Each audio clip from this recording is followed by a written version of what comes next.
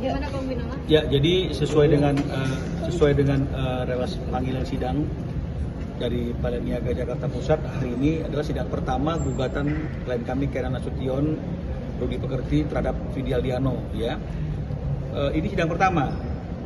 Sidang tadi sudah dimulai dan ternyata memang pada sidang hari ini tergugat tidak hadir. Ya, tergugat tidak hadir. Dan oleh karena itu akan diberikan panggilan kedua dan sidangnya akan diagendakan 3 minggu lagi dari tanggal hari ini, berarti tanggal 11 Juni. Nah, kita harapkan tanggal 11 Juni Vidi atau kuasa hukumnya hadir sehingga perkara ini bisa berjalan dengan baik, bisa diperiksa dengan baik dan ada keputusan yang baik bagi kedua belah pihak. Kuasa hukumnya pun juga tidak hadir. Tidak hadir, ya. Jadi bukan hanya Vidinya yang tidak hadir, tapi tidak ada juga kuasa hukum yang mewakili Vidi yang hadir pada hari ini. Sehingga kita kan tidak tahu nih, ya, akankah Vidi hadir sendiri ataukah Vidi akan diwakili oleh kuasa hukumnya, dan siapa kuasa hukumnya kita juga masih belum tahu sampai hari ini. Kecewa tidak, Bang? Bagaimana ya, karena ini kan mekanisme persidangan suatu hal yang lazim. Jadi kami melihatnya ini suatu hal yang lumrah saja, normal saja, nggak perlu juga kecewa karena kan memang ini adalah mekanisme dalam persidangan dan diberikan kesempatan 3 kali. Kalau memang misalnya kesempatan 3 kali itu tidak dimanfaatkan, tidak digunakan, maka tentu yang dirugikan adalah tergugat sendiri, ya, karena tetap akan ada putusan yang diambil oleh pengadilan ketika dianggap layak, panggilannya sudah patut dan layak, tidak hadir 3 kali, maka kan akan ada putusan secara prospek. Nah, jadi saya rasa pasti Vidi tidak akan menyia-nyiakan kesempatan yang ada, karena kan tinggal 2 kesempatan lagi nih untuk hadir dan menjelaskan semua apa yang menjadi persoalan yang menjadi pokok gugatan kami. Tuntutannya apa aja, Bang? Ya. Karena masih belum hadirnya tergugat, tentu kan belum bisa dibacakan, ya, karena kan gugatan itu akan dibacakan ketika tergugatnya hadir, ya. Tuntutannya apa aja, Bang? Tuntutannya, Bang? Jadi begini, saya harus jelaskan dulu, ya. Mungkin banyak juga nih teman-teman, terutama yang di generasi muda, generasi milenial ke atas itu kan mungkin tidak paham, ya, bahwa lagu Nuansa Bening ini kan adalah lagu yang memang sudah populer sejak lama, ya, dan sudah di cover oleh banyak artis sebelumnya, ya. Karena lagu Nuansa Bening yang diciptakan oleh klien kami Karen Nasution dan Rudi Pekerti ini sudah dirilis sejak tahun 1978, ya. Dinyanyikan sendiri oleh penciptanya Bang Karen Nasution, ya, dengan yang kebangsaan pada waktu itu, dan sudah di cover oleh beberapa penyanyi pop, ya, termasuk Paris RM, semua segala macam, ya. Nah, jadi ini bukan lagu yang masih original baru dan kemudian Vidi adalah orang pertama yang mempopulerkannya. Jadi memang lagu populer yang kemudian di remix oleh Vidi, ya. Nah, sampai di situ tidak ada persoalan, tidak ada masalah, ya. Hanya saja memang setelah tahun 2008, ya, Vidi merekam lagu itu dan kemudian didistribusikan, diedar melalui fisik, CD dan kaset. Ini kan kemudian banyak sekali eksploitasi sesuai dengan teknologi yang baru, yang secara digital, yang itu belum pernah diperjanjikan dan belum pernah diberikan izin. Itu satu. Jadi kita ke arah sananya. Nah, yang kita persoalkan terhadap Vidi adalah Vidi telah menggunakan lagu itu secara komersil, ya, di banyak konser selama 2008 sampai 2020-an, ya. Kalau menurut manajemennya yang bertemu dengan klien kami, atas dasar informasi yang diberikan oleh klien kami itu mungkin lebih dari 300 pertunjukan langsung, ya, di mana lagu Nuansa Bening itu dinyanyikan, ya. Namun tidak pernah ada yang namanya itu permintaan izin kepada penciptanya, ya. Tidak ada juga hal-hal lain yang dilakukan oleh Vidi terhadap penciptanya. Di era itu mungkin belum ada aturannya mungkin, Bang? 2002 sudah ada aturan sebenarnya. Ya kan, Undang-Undang Cipta kita kan diperbarui, 87 sudah ada Undang-Undang Cipta, kemudian diperbarui. 2002 juga sudah ada Undang-Undang Ciptanya, baru yang terbaru di 2014.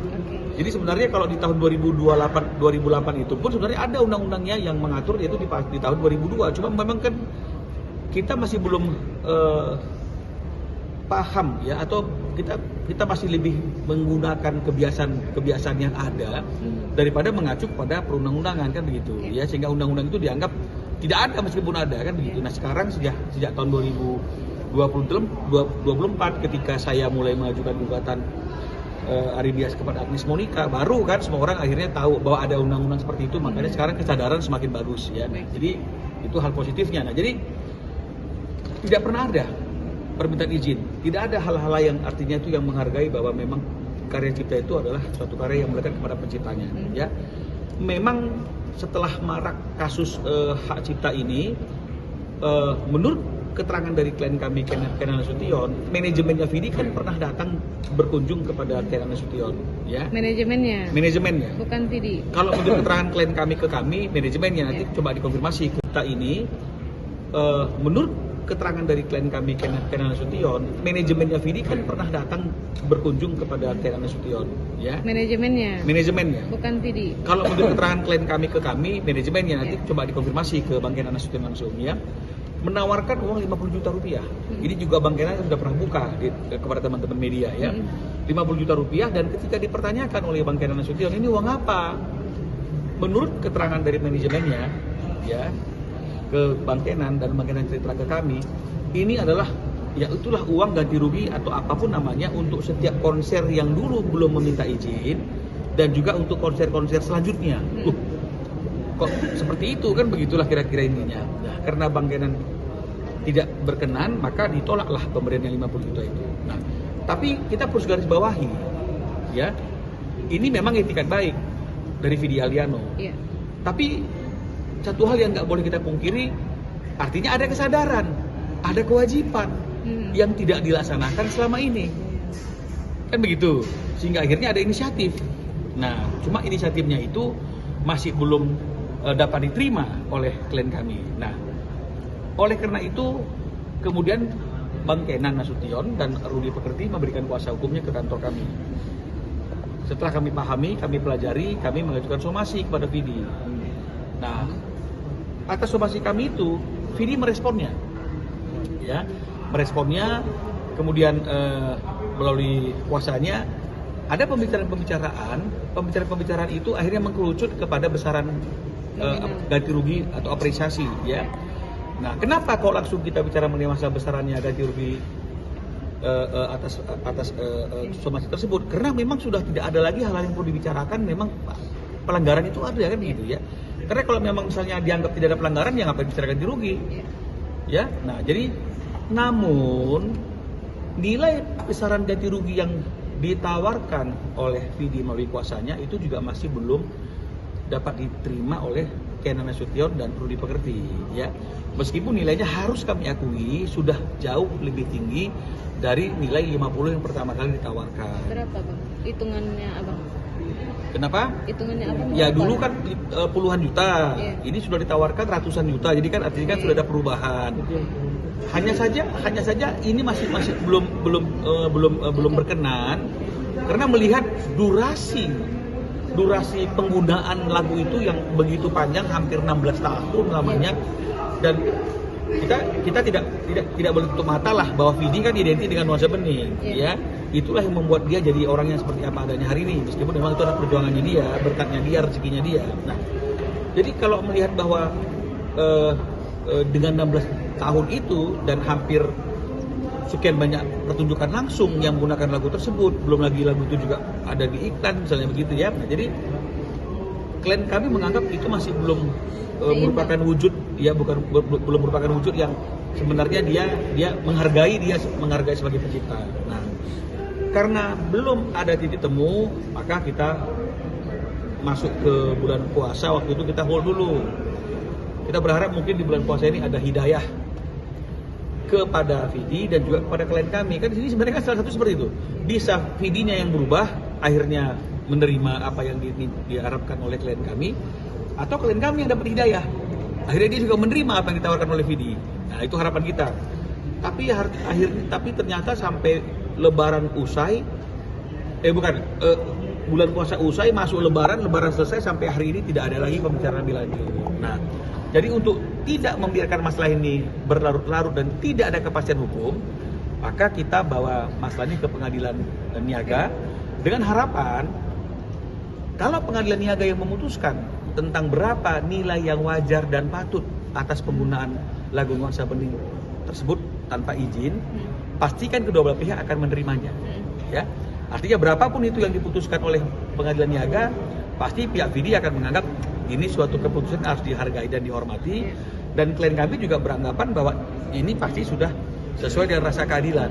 Jadi sebenarnya kita ke pengadilan ini bukan lagi berdebat mengenai masalah ada pelanggaran atau tidak, tapi lebih sebenarnya kepada berapa sih nilai ganti rugi yang patut dan wajar, apakah yang seperti yang ditawarkan oleh Vidi melalui kuasanya selama ini atau yang diharapkan oleh klien kami. Meskipun yang diharapkan oleh klien kami ini udah jauh turun dari denda yang diatur oleh Undang-Undang Hak Cipta tahun 2002 dan 2014. Ya, jadi inilah yang bisa kami sampaikan. Semoga ini tidak menjadi suatu berita yang dipelintir yang akhirnya menakutkan seolah ada suatu benturan antara komposer dengan penyanyi. Ya, ini memang kita harus belajar dari kesalahan.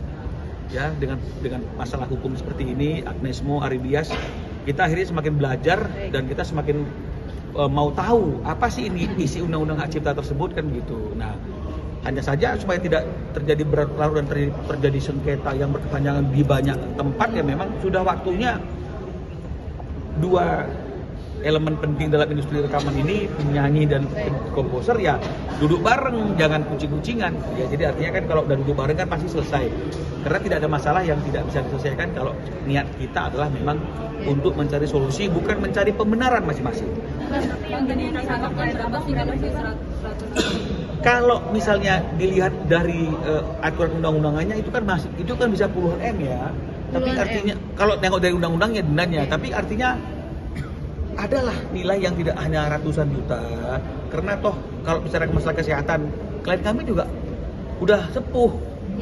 Dia juga sudah sering berobat gitu loh ya. Pernah juga datang di kantor saya drop juga begitu. Jadi artinya ini udahlah.